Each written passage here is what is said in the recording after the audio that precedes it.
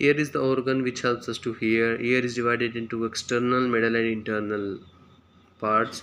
External part consists of the external auditory meatus and ear pinna, and it also consists eardrum. So ear pinna basically collects the sound waves. Sound waves collection is by ear pinna. External auditory canal or meatus is lined by the hair and ceruminous glands. It ends at eardrum, and eardrum from outside is made up of skin, and from inside it's made up of connective tissue and mucous membrane.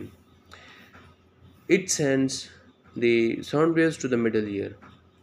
Middle ear में sound wave send करता है कौन, ear drum. और ear drum जो है एक thin flap of skin है, जो कि एक ड्रम की जैसे स्किन स्ट्रेच्ड होती है, ऐसे स्ट्रेच्ड है वो। जब वो वाइब्रेट करता है, जब उस पर साउंड हिट करती है।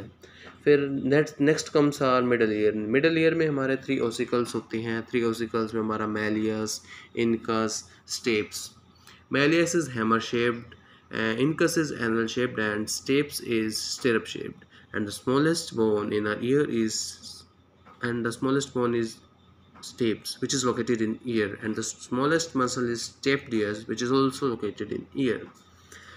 Sound waves passes through the ear ossicles and it increases the amplitude 10 times. So यहाँ पे amplitude जो हमारा 10 times बढ़ जाता है। Sound waves जो है तो स्टेप्स हमारी वो एंड करती है एक ओवल विंडो पे। ओवल विंडो को हम कहते हैं फेनेस्ट्रा ओवैलिस, और जहाँ से जो है साउंड वेव्स एंटर करते हैं इनर ईयर में। सो ओवल विंडो के फंक्शन है कि ये साउंड वेव्स का एंटर करवाना इनर ईयर में।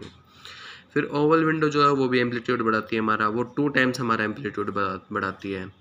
उसके बाद हमारी मिडल ईयर कैविटी आती है, जिसको हम टिम्पैनिक कैविटी भी बोलते हैं। Tympanic cavity is connected to nasopharynx via Eustachian tube. Eustachian tube जो है वो हमारे दोनों साइडों में जो है एक प्रेशर जो है वो मेंटेन करके रखती है, बैलेंस करती है दोनों साइड्स पे। फिर हमारा इंटरनल ईयर आ जाता है। Internal ear is made up of channels, outer channel और एक इनर चैनल। एक आउटर चैनल है हमारा बोनी लैबरनिंथ। बोनी लैबरनिंथ जो है वो हमारा पेरिलिम्फ से फिल्ड है, और इसके अंदर एक और चैनल आता है हमारा जिसे हम कहते हैं मेम्ब्रेनस लैबरनिंथ, वो जो कि हमारा एंडोलिम्फ से फिल्ड है। ये जो अरेंजमेंट है बोनी लेबरलिंथ का और मेम्ब्रेनस लेबरलिंथ का, इससे जो है हमारे जो इंटरनल ईयर है वो हमारे 3 पार्ट्स में डिवाइड हो जाता है। पहला आता है हमारा upper portion which is scala vestibuli, middle portion which is scala media, and internal portion यानी inner portion which is scala tympani. अब स्केला टिम्पैनी में क्या है, राउंड विंडो है, फेनेस्ट्रा रोटुंडा। फेनेस्ट्रा रोटुंडा का काम है कि जो एक्स्ट्रा जो हमारे साउंड वेव्स होती हैं जो हमें रिक्वायर्ड नहीं होती, उनको जो है बाहर भेजना, एग्जिट करवाना, ये हमारा फेनेस्ट्रा रोटुंडा का काम है। और fenestra rotunda is situated in scala tympani which is inner part. Scala vestibuli जो कि अपर पार्ट था हमारा, उसके अंदर होती है हमारी फेनेस्ट्रा ओवैलिस। फेनेस्ट्रा ओवैलिस उसके अंदर होती है। फिर हमारी आती है कि भाई बेसनर्स मेम्ब्रेन, बेसिलर मेम्ब्रेन और एक रीजनर मेम्ब्रेन। रीजनर्स मेम्ब्रेन जो है स्केला मीडिया और स्केला वेस्टिबुलाई यानी अपर और मिडिल पार्ट को सेपरेट करती है। बेसिलर मेम्ब्रेन जो है मिडिल पार्ट और लोअर पार्ट को यानी स्केला मीडिया और स्केला टिम्पैनी को सेपरेट करती है। फिर हमारी आती है हेलिकोट्रेमा। हेलिकोट्रेमा क्या करती है, हेलिकोट्रेमा जो है स्केला टिम्पैनी को और स्केला वेस्टिबुलाई को यानी अपर और लोअर को जोड़ती है। फिर जो हमारा इंटरनल ईयर या इनर ईयर होता है, उसकी टिप जो होती है वो 2 टाइम्स जो है कोल्ड हो जाती है, और कोल्ड होकर के वो एक स्ट्रक्चर बनाती है कोक्लिया। कोक्लिया के अंदर होता है हमारा ऑर्गन ऑफ कोटी, और ऑर्गन ऑफ कोटी वाज डिस्कवर्ड बाय अल्फोंसो कोटी, जिसकी जन्म का साल था 1822 और मृत्यु का साल था 1888। फिर जो रेस्ट पोर्शन है उसे हम कहते हैं वेस्टिबुलर अपैरेटस, जिसके अंदर हमारे 3 सेमी सर्कुलर कैनाल्स आते हैं। यूट्रिकुलस जो कि अपर पोर्शन होता है, और सेकुलस जो कि हमारा लोअर पोर्शन होता है। द वेस्टिबुलर अपैरेटस जो है डायनामिक और स्टैटिक इक्विलिब्रियम के दोनों के लिए होता है। सो जो 3 सेमी सर्कुलर कैनाल थे वो आपस में जो परपेंडिकुलर होते हैं, 90 डिग्री होते हैं, और अराइज करते हैं स्केला वेस्टिबुलाई से, यानी अपर जो मेम्ब्रेन है उससे अराइज करते हैं 3 सेमी सर्कुलर कैनाल। उसके बाद इनको हम एम्पुला भी बोल देते हैं।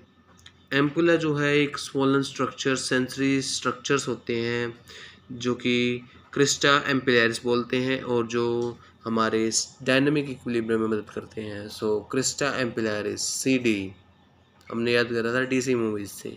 सो dynamic equilibrium is maintained by crista ampullaris. Crista ampullaris maintains the dynamic equilibrium. फिर हमारा जो है यूट्रिकुलस और सैकुलस जो है वो सेंसरी स्ट्रक्चर्स भी होते हैं उसके पास, जिसे हम कहते हैं macula. So macula are the sensory structures of utriculus and sacculus both, and ampulla was the structural और sensorable structures of this 3 semicircular canals. अब मैक्यूला जो है वो स्टैटिक इक्विलिब्रियम के लिए होती है, यानी MS macula for static equilibrium. So dynamic equilibrium के लिए हो गया हमारा क्रिस्टा एम्पिलैरिस, एंड मैक्यूला हो गया हमारा स्टैटिक इक्विलिब्रियम के लिए। अब जो हमारा मैक्यूला है उसको हम जो है एक उथलित ऑर्गन भी बोलते हैं। उसका दूसरा नाम उथलित ऑर्गन इसलिए क्योंकि वो कैल्शियम कार्बोनेट से बना है। So macula is made up of calcium carbonate and thus it's also called otolith organ. इसमें फिर हमारी आती है टेक्टोनिक प्लेट्स, कैप्यूल और उथलित ऑर्गन। ये 3 उसमें डिवाइडेड है। कौन से टेक्टोनिक प्लेट्स में, और हमारा कैप्यूल में, फिर हमारा उथलित ऑर्गन में। अब जो हमारा टेक्टोनिक प्लेट्स हैं वो जो है ऑर्गन ऑफ कोर्टाई होता है। ऑर्गन ऑफ कोर्टी जो हमारा टेक्टोनिक प्लेट्स हियरिंग में हमारी मदद करता है, और जो कोक्लिया होता है उसके अंदर होता है। सो कोक्लिया के अंदर होता है, हियरिंग में मदद करता है, और ऑर्गन ऑफ कोर्टी में टेक्टोनिक प्लेट्स। फिर आती है हमारी कैप्यूला। कैप्यूला का काम होता है डायनेमिक इक्विलिब्रियम का। सो डायनेमिक इक्विलिब्रियम कौन करता था? DC से क्रिस्टा। फिर कहाँ पे होगा ये होगा सेमी सर्कुलर कैनाल में। फिर हमारा उटेलिथ ऑर्गन। अब उटेलिथ ऑर्गन किसको कहते हैं? मैक्यूला को। सो मैक्यूला स्टैटिक इक्विलिब्रियम मेंटेन करता है। स्टैटिक इक्विलिब्रियम मेंटेन करता है तो यूट्रिकुलर्स और सैकुलर्स। अब जो टेक्टोनिक प्लेट्स है उसको हम कह सकते हैं कि वो ऑर्गन ऑफ कोर्टी भी था, जिसका जो कोक्लिया में लोकेटेड है, जिसका काम हियरिंग है। ऐसे कैप्यूल को हम क्रिस्टा कह सकते हैं जो कि डायनेमिक इक्विलिब्रियम में मदद करता है, और जो कि सेमी सर्कुलर कैनाल में है। उटेलिथ ऑर्गन को हम कह सकते हैं कि भाई मैक्यूला है और स्टैटिक इक्विलिब्रियम में हेल्प करता है हमारी, ये मेंटेन करता है, और यूट्रिकुलस और सैकुलस होता है। फिर आता है हमारा मैकेनिज्म ऑफ हियरिंग। अब हियरिंग जो होती है उसका मैकेनिज्म क्या है? मैकेनिज्म ऑफ हियरिंग में है सबसे पहले जो साउंड है वो हमारी एंटर करती है एक्सटर्नल ईयर में। एक्सटर्नल ईयर में ईयर पिन्ना को वो लेता है, उसके बाद जो है वो ईयर ड्रम तक जाती है। फिर ईयर ड्रम से टिम्पैनम में बैंग करती है ईयर ओसिकल्स में एंटर करने के लिए, और जैसे ईयर ओसिकल्स में एंटर करती है हमें पता है एम्पलीट्यूड जो है इंक्रीज हो जाता है 10 टाइम्स। उसके बाद फिर वो जाती है फेनेस्ट्रा ओवैलिस में। फेनेस्ट्रा ओवैलिस यहाँ पे स्टेप्स एंड कर रहा था, वहाँ से फेनेस्ट्रा ओवैलिस स्टार्ट हो रहा था। फेनेस्ट्रा ओवैलिस होता है हमारा वेस्टिबुलाई में, और फेनेस्ट्रा ओवैलिस हमारा इंक्रीज करता है एम्पलीट्यूड को 2 टाइम्स। सो ओवरऑल जो है अभी तक जो है 20 टाइम्स एम्पलीट्यूड इंक्रीज हो गया। फिर आती है हमारा वो जाते हैं हमारे स्केला वेस्टिबुलाई में। स्केला वेस्टिबुलाई से वो हेलिकोट्राइमा को पकड़ता है, हेलिकोट्राइमा से हेलीकॉप्टर से जाता है वो स्केला टिम्पैनी में। सो ऊपर से पहुंच गया लोअर की साइड।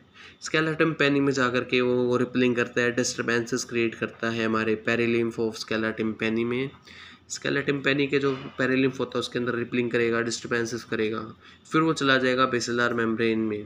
बेसिलर मेम्ब्रेन की तरफ जैसे मूव करेगा तो स्टीरियोसीलिया जो हमारी हेयर की वो बैंग करते हैं हमारी टेक्टोनिक प्लेट्स पे। टेक्टोनिक प्लेट्स पे बैंग करेगी, उसके बाद हमारे सोडियम चैनल्स जो है वो ओपन हो जाएंगे और action potential will be generated.